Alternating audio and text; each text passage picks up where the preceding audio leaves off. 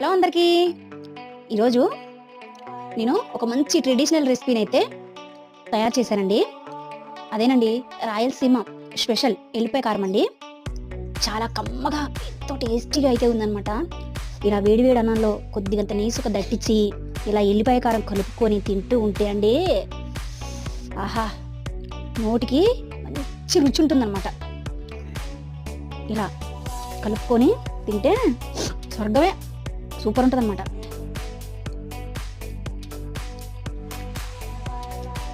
Super బా, మాటలు ఇవ్వండి, ఎంత బాగుంటుంది అనమాట. అప్పుడు మీరు కూడా రెసిపీని ట్రై చేయండి.